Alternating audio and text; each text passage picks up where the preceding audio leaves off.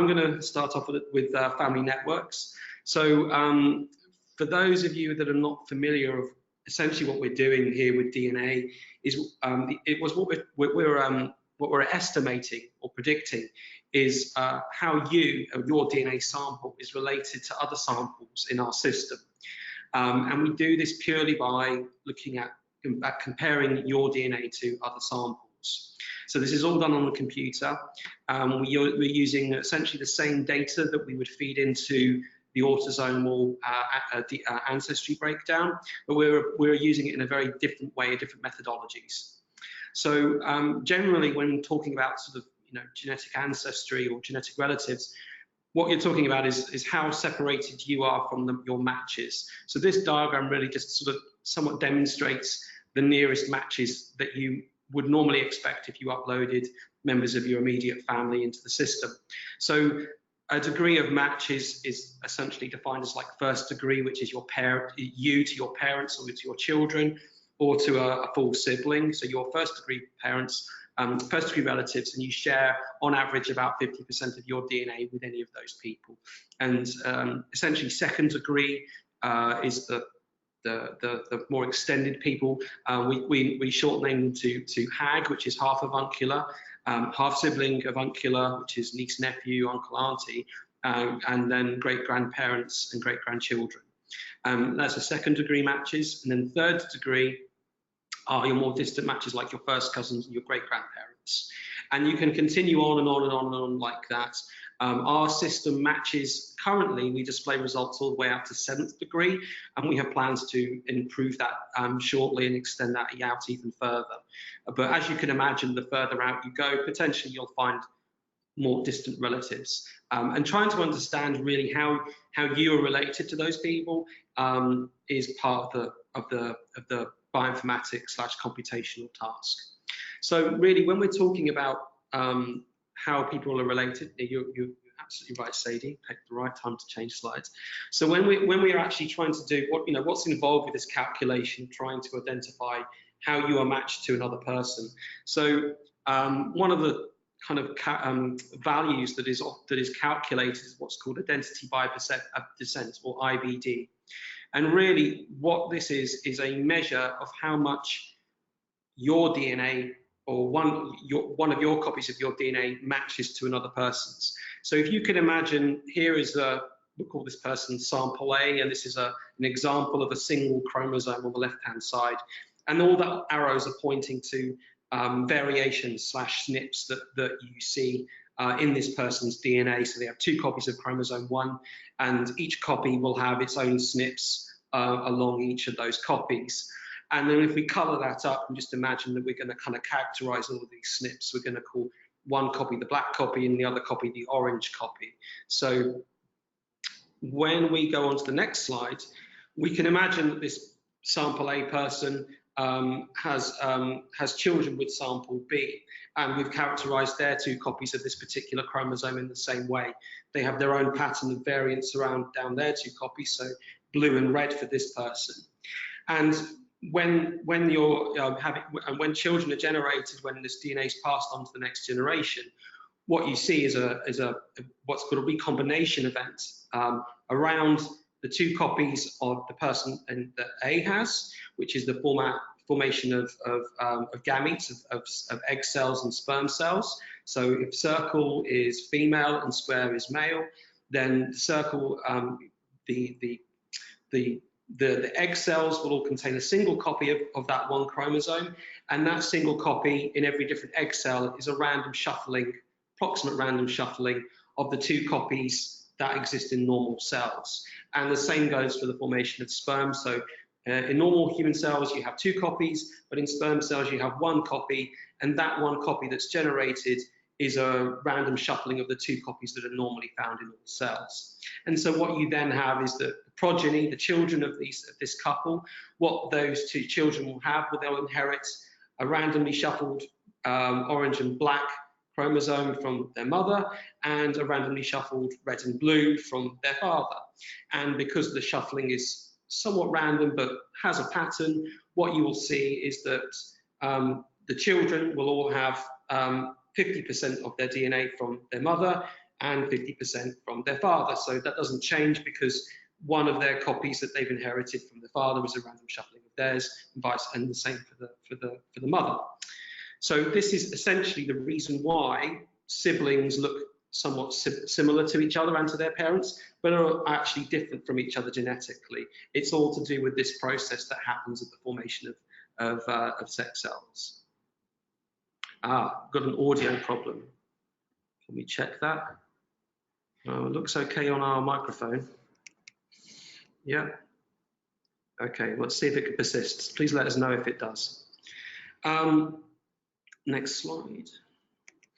So what you can do is you can take any two people that you can imagine, but here we're going to look at two of the children from the last slide, and you can essentially break down how you divvy up the matching segments of the two chromosomes, of the two double copies of each chromosome in two different people. So person C and sibling D, right? So there's their brother and sister, or two sisters, or so on and so forth. And you can essentially go down each chromosome length and put each section into categories. So where you have a region of both copies that don't match entirely at all, we call this IBD 0. So there's no matching at all. So both copies for C have neither of them have anything similar to D. And then you can go down to another level, which is IBD 1, which means that on one copy of each person, C and D, that one copy is matching, but the other copy is not. And we call that IBD 1. And then you have IBD 2, which is where both that section of that chromosome, both copies in both siblings match exactly. And so you really just go through the whole genome, working out these segments and how much and the proportion of these three sub-values for IBD. And these three sub-values, they have a particular pattern. So in siblings, on average, what you would expect is 25% overall IBD 0, 50% IBD 1, and 25% IBD 2. There is variance in this purely because of the random nature of recombination that happens through formation of sex cells. So when you look at this information, and you can do this calculation over and over again, not just between siblings, but between grandchild and grandparents, first cousins, they all have particular patterns in these IBD 0, 1, and 2 values. And you can use those patterns when you've calculated them for many different people, move on to the next slide, into essentially a network, right? So if we've got a collection of people's DNA, we've done all the one-to-one comparisons for all the people in this database, we've collected all of the IBD calculations, and we can start trying to put these groups of people together into some sort of cluster. And what you will find is that related people will form these networks of related relations. So this is a very useful way of kind of describing family networks. Okay, we'll answer that question at the end.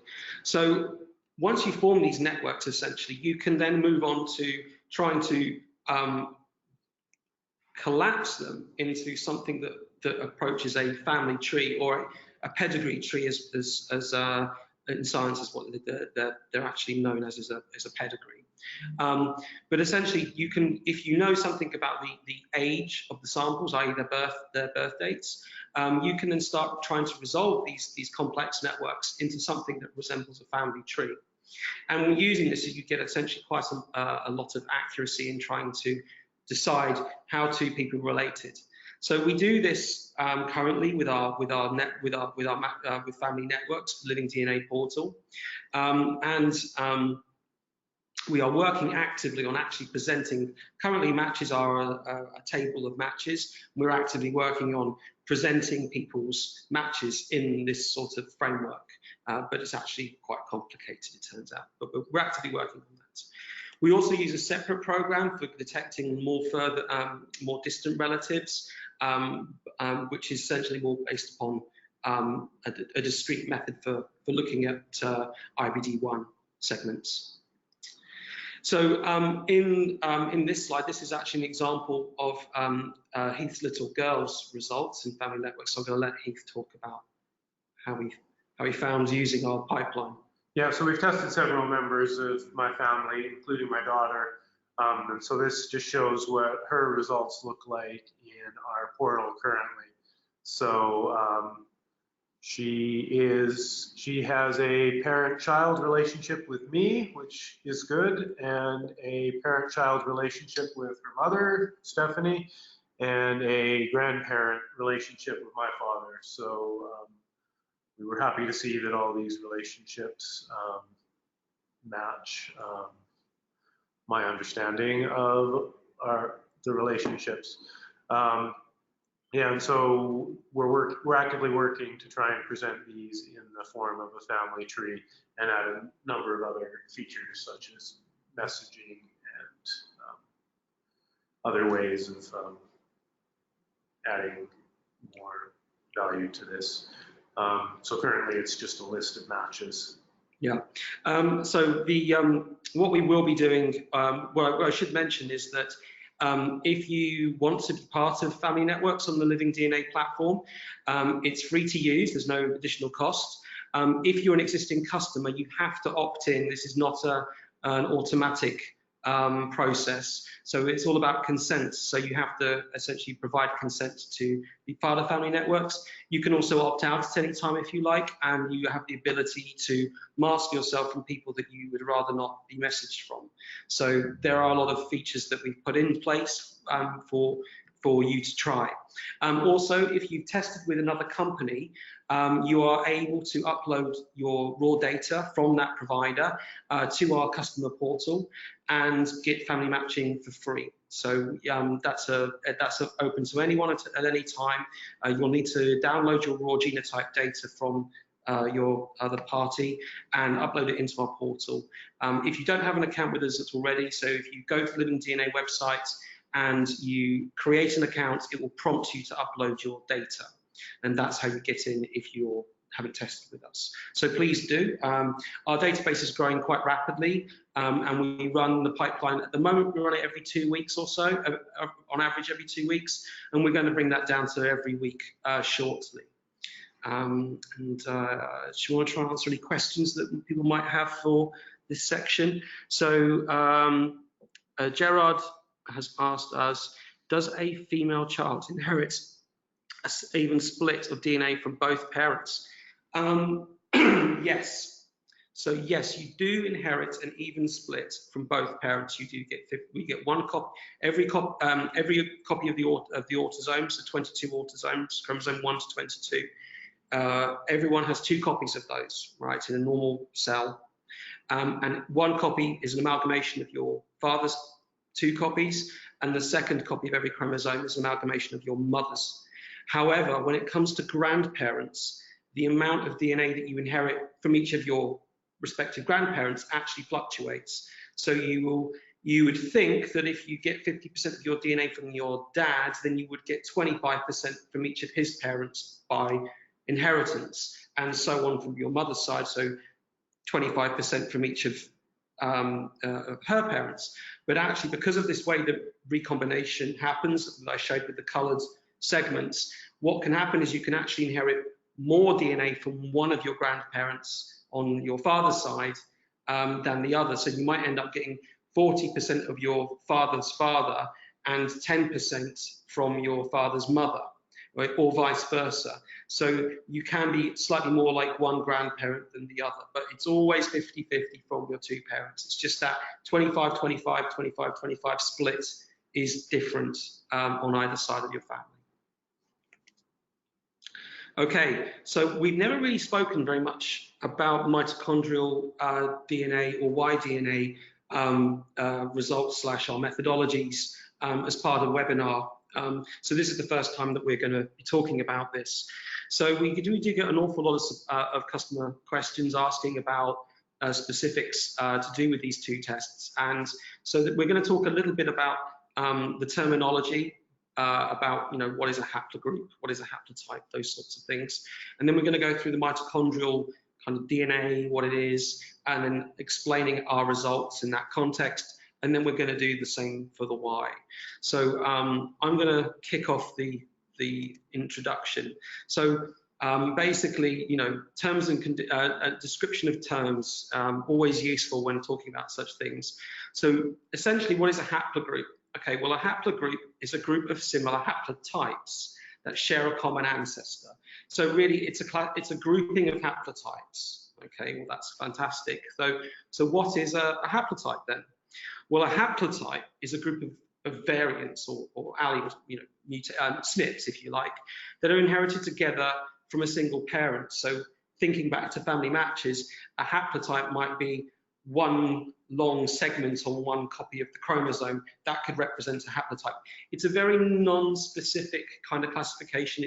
It means different things to different people, but essentially, if you think of it as a grouping of variants along one copy of a chromosome, or a single copy of the Y, or a single copy of the mitochondria, then that's kind of what it is. So what you're doing is you're classifying a group of SNPs that all look the same, and they're all shared amongst different people.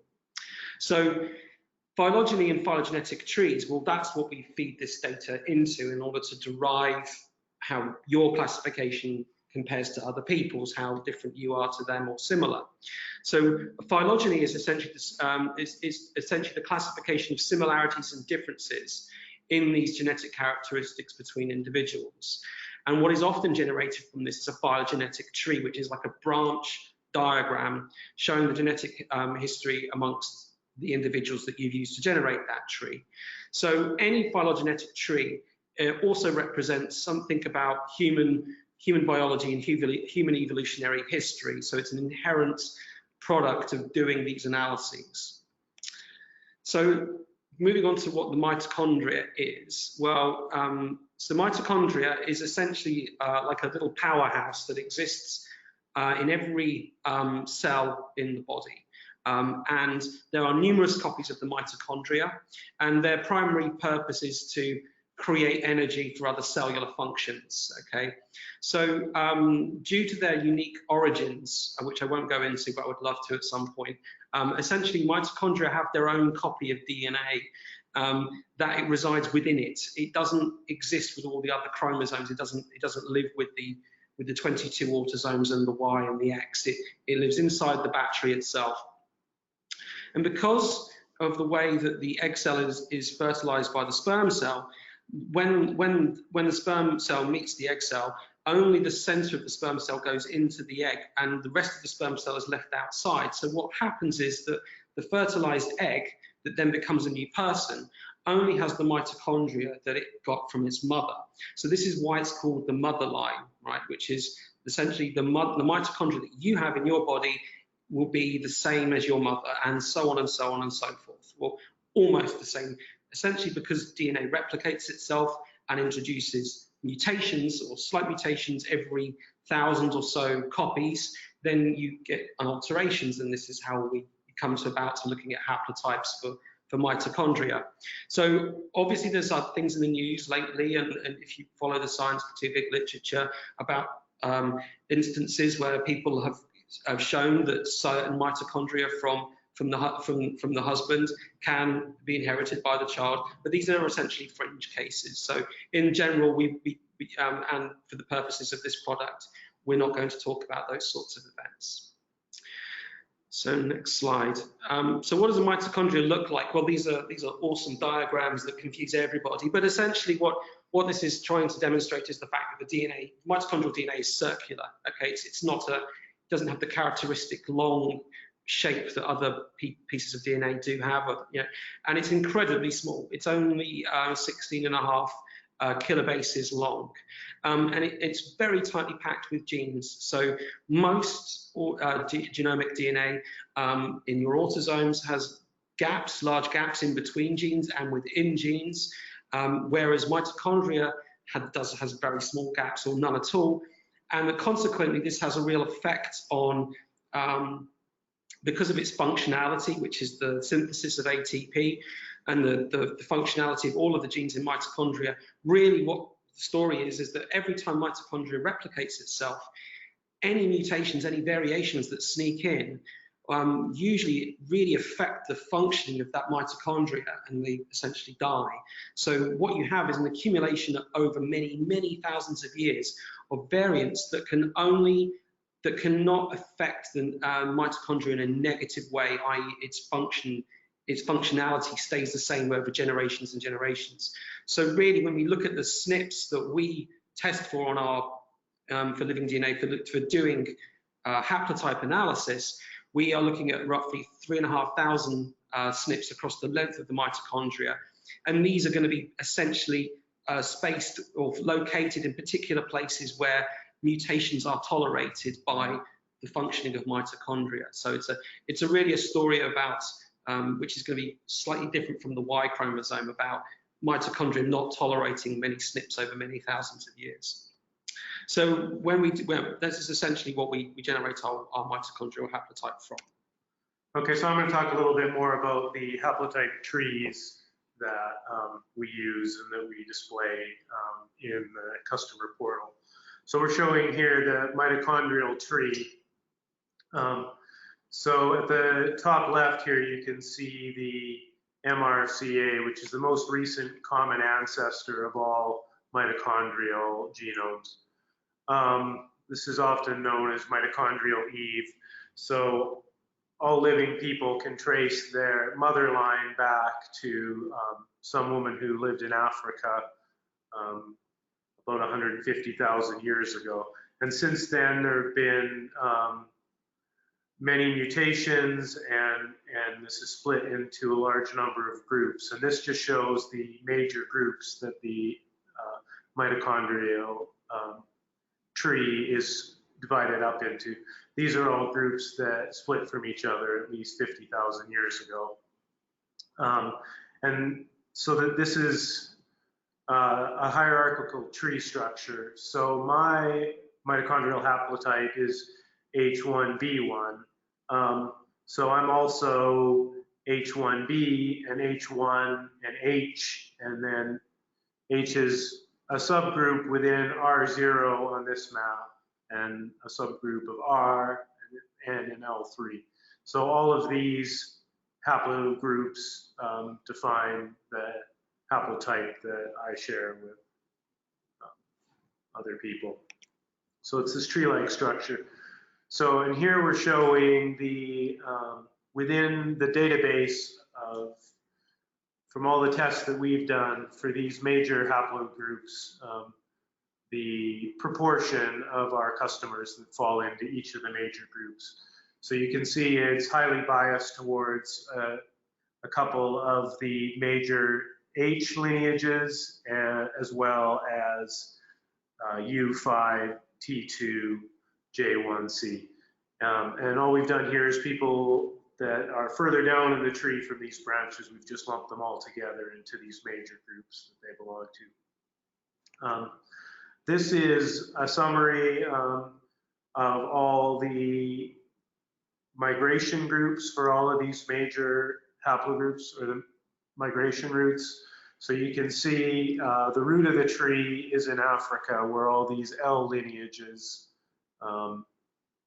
branch off. And then there have been a couple migration events out of Africa, the N lineage into Europe and Asia, and then the M5 lineage into the Arabian Peninsula, and then onward from there into Asia and North America and Australia. That's a bit hard to see, so I've just shown a few examples of the major haplogroups. So this is the H, migratory route of the H haplogroup, which is the most common in our data set, sort of through near Asia and then into Europe, and then there have been migration events from Europe back into Asia. Then we've got the U haplogroup, which branches off from R and is found primarily in Europe.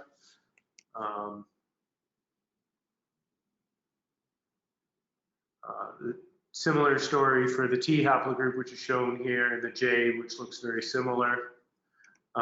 We've also got the V haplogroup, which branched off from the HV haplogroup and is found primarily in northern Scandinavia. So these previous ones, yeah, and then so the I is in northeastern Europe, Russia. These European haplogroups are the most common ones in our data set because most of our customers come from Europe, North America, and Australia and New Zealand, which are primarily people of European ancestry. I've then also got a couple examples of the most common haplogroups in other parts of the world.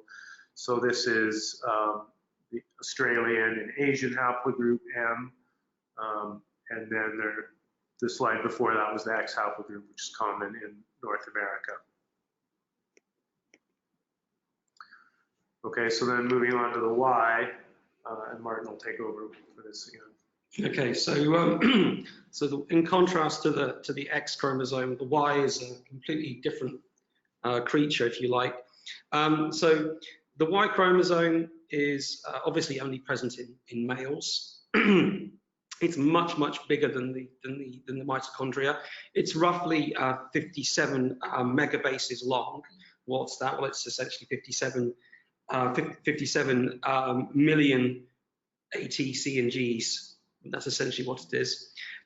It essentially has a fairly unique characteristics when compared to other chromosomes. So essentially, along its length, it has various regions. And I've kind of highlighted them to try and explain roughly what they are and how they relate to doing phylogeny or understanding the variants that we select in our test. So these mechanisms, these patterns are well understood now, and they have been for some decades. Essentially, at the tips of the Y chromosome, you have these regions called PAR, which is pseudo-autosomal region. And essentially in the X chromosome, which the Y often sits at, during mitosis, these two regions are somewhat similar to each other. So the PAR regions have a homologous region in the X chromosome. Then just below that you have the SRY, which is the sex determining region. And then below that you have the urochromatins regions, which are essentially packed regions that contain genes. They're packed by chromatins. And then essentially you have the centromere, and then another urochromatin, and then a heterochromatin. And they're all kind of essentially, but the heterochromatin region doesn't have any genes in it, but the urochromatins do. And they're essentially packed up and wound in a particular way so as to control sex determination in progeny. So the region that I've labeled here, PI, which is the phylogenetically important region. So basically across these 57 million bases, and we actually only look at a slice of that, which is this region. And essentially the reason why we look at this region is, there's a number of reasons. One reason is that when the Y is very repetitive in terms of genetic structure, there's a lot of regions that look the same as parts of the X chromosome, parts of other autosomes, as well as parts of itself. So when you're trying to identify a SNP or design a probe on a SNP chip to target a particular base, you're limited by these physical constraints of the Y chromosome. And these patterns have been known for a long time, but actually the Y chromosome accumulates quite a lot of mutations. In fact, its mutation rate is generally much higher than other chromosomes, although it does sort of self-correct as well. But essentially, you can identify sufficient. There's over, I think, 65,000 known SNPs, or characterized SNPs in the Y chromosome. We actually currently test about 22,000 of those reliably, and that we use to essentially classify people's Y chromosomes. We don't test STRs. STRs are what's called short tandem repeats. They're not SNPs. They're a large block of DNA that has particular mutation patterns all of its own. That's a separate sort of test that we don't do as part of the living DNA test, but it is actually part of, if you're doing a paternity test, so with our sibling country DNA legal, then actually that is what you would use for sibling tests. So Martin, as a female, I don't have the Y chromosome, but I'd be curious to look at my father line. is there a way that I could get my dad to take the test and that would help? Because I know a lot of people come to us with that question. They feel sometimes cut off because they don't have that Y chromosome and they want to explore the father line side. Certainly. So any shared direct male relative to your father will have the same Y chromosome. So that is your dad, your dad's dad, any male siblings that you have, and any of your dad's brothers and any of his male children. So you will all have the same Y. So going back nephews, to yes. nephews. Brothers' children as well. Yeah, exactly, nephews too. So what you will often see with these sorts of tests is that because of the funny genetic makeup of Y and its sensitivity to the quality of the DNA test that we get from your swabs, you will see some variation in the results. They will all be consistent within a parent-child haplogroup result, but you might find that your son or your father has a slightly deeper classification in their results. And that's not that there's some sort of paternity event that you don't understand going on. That's purely the sensitivity of the probes that we use reflecting on your results. So that's kind of an interesting fact about the chromosome. So just to come back to the question from the Family Network section, we're showing here an actual picture of the chromosomes from a human cell taken through a microscope and then cut out with a pair of scissors and lined up. I think they usually do it with computers now. So this shows 23 pairs of chromosomes here. And so for each of these pairs, one of the chromosomes will have come from this person's father and one from the mother. And you can see at the very bottom right of the picture are the X and Y chromosomes. So we can tell this is a male because this 23rd pair of chromosomes differ in size. The X chromosome is much larger than the Y. So if this last set of chromosomes were the same size, then we know that was a female individual.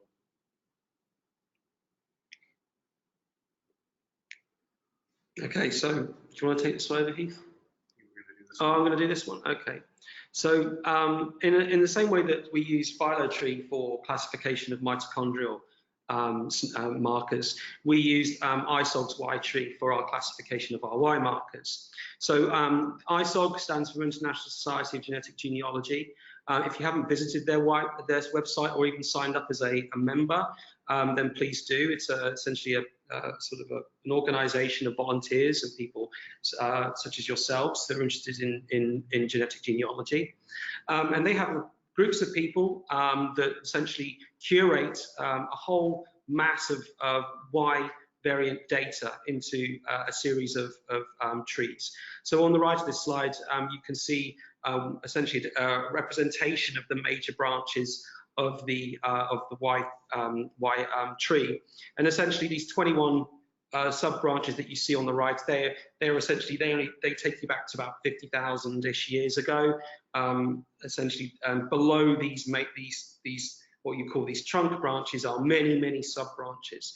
In fact, there's over 2,400 sub branches to each of these 21. So it's a very large tree, and it's actually being expanded all of the time. It gets updated every year, and you can essentially just access the tree for free over the internet and take a look, and yeah, very useful. So I've put in MyY results, or rather this is sort of like the computational output that we use to process individuals' results. So what essentially we do here is we're taking the SNPs that test positive against each haplotype within the Y tree, and then we're tallying them up, and we're also looking at representative markers as well. So there are particular markers that are considered to be representative or dominant or characteristically found for particular branches. Often there are many other markers, so we look at all of this collectively, and then what we're looking for is essentially a line of evidence that supports a classification, which is essentially your terminal branch. So my classification is that one. I'm not going to read that out, but as you can see, there's actually two gaps in evidence branch, but we would consider this to be acceptable because of the supporting level of evidence, the lack of conflicting positive SNPs that you often see with other branches. And obviously, it would be great if we could go further down than these branches, but we're constrained partially by the biology of the Y and also the design of probes to be able to detect them. But the chip development is always an ongoing thing that we're working on. But I thought this might be interesting to actually sort of give you some insight into what we do when we're actually calling people's results. So this process, essentially, it's a computational process that we run automatically on all male results. Okay, so this is then showing the distribution of major Y haplogroups within our database. And you can see that over half of the data set are subbranches of this R1b haplogroup. So there are similar numbers of major groups to the mitochondrial, but there's much more variance in how common they are within Europe, at least. So then this is the overall migration pattern for the Y chromosome. Again, originating in Africa, where everyone can trace their father line back to a Y atom, and then again, several migration events out of Africa. So this is this R1b haplotype that predominates in our data set over half of the samples. You see this is very common in northwestern Europe, where many of our customers can trace their roots back to.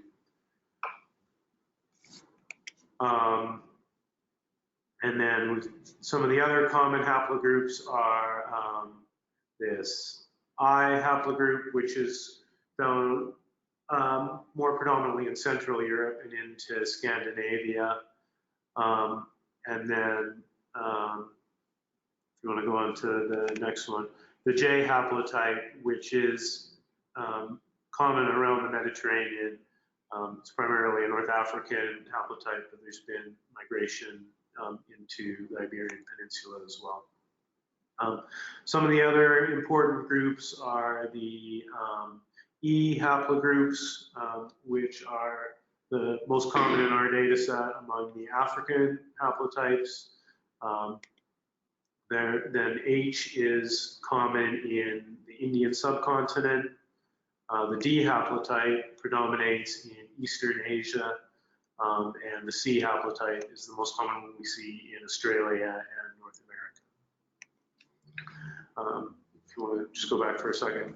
I'll point out here that when I say this is the most common haplotype in North America, I mean among the indigenous people of North America. So most of our customers from North America tend to have European or African or Asian haplotypes because they've brought those with them from those parts of the world.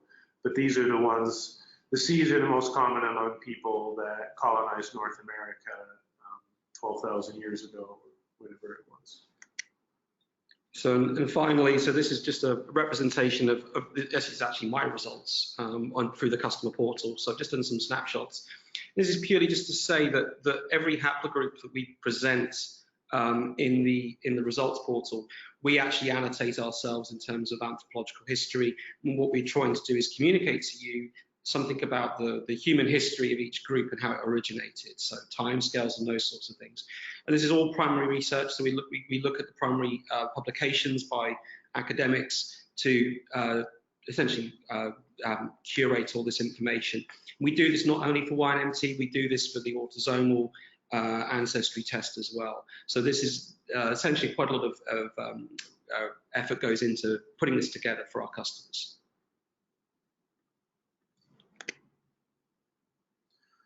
Okay, so I'm going to take over and talk about our primary autosomal breakdown.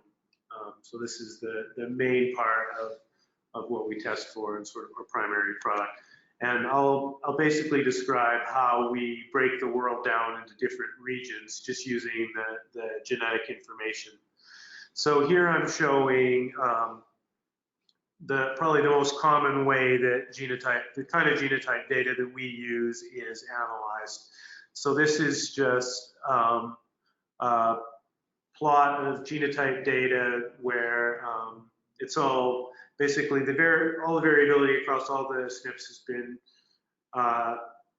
reduced down into a couple components that describe the most variation between individuals. And when you plot these components for a sample of people from around the world, you see a very characteristic plot like this, where up at the top in blue in this instance are the European genotypes, and then at the bottom are in green or East Asian genotypes, and then on the other side, so varying in a different axis primarily, are African samples. And then the North American indigenous people and the South Asians form a gradation basically between the Europeans and the East Asians. So just using this sort of SNP by SNP methodology, you can divide the world pretty easily into these major groups. It gets more difficult trying to break it down into smaller groups.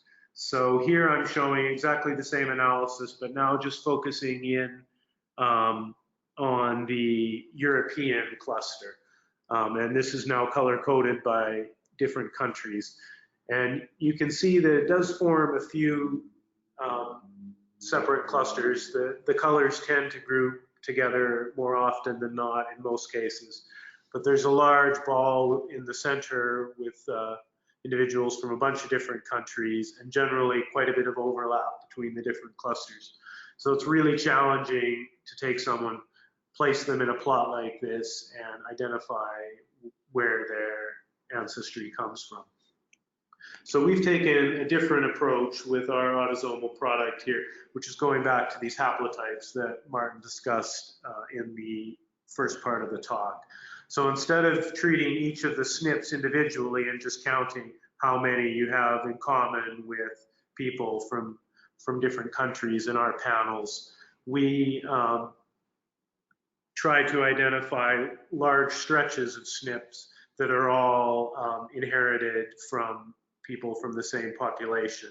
So this is using this chromosome painting method, where you try to identify over the evolutionary history of all the people within a sample the pattern of sharing of these large haplotype blocks, and they get broken up into smaller and smaller blocks through evolutionary time, and then mutations create new blocks that can be distinguished from other ones, or new colors in this chromosome painting notion. So we're basically, when we do this, we can then, for a bunch of people that we compare, we can count up the number of these haplotype blocks that are shared between any two individuals. So we can then basically do clustering using this information. And then this is showing basically simulations back through time. If we compare, for example, on the left, someone from Cornwall, if we compare them to people from other regions in the United Kingdom, and we have some European populations in here as well, you can see that in the early time periods, there's the most of these haplotype blocks shared with people from Cornwall, but as you go back in time, you start to see other similar populations that it starts to paint from, until you get up to the most distant times when all these populations first diverge from each other, and then there's equal sharing amongst all these populations. So the Cornwall is quite distinct. In the middle is Devon. You can see near the bottom how much in common there are with other Devon samples, but there's also a lot with Cornwall and various other populations. And then in South Central England on the right, there's much less patterns. So there's, throughout time, a similar amount of sharing between different populations.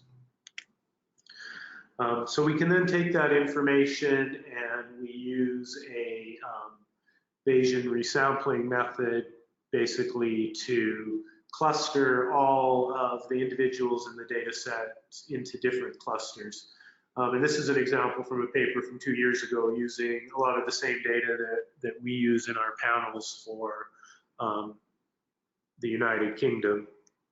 And so these are clustered into the different colored clusters shown in the tree on the upper right.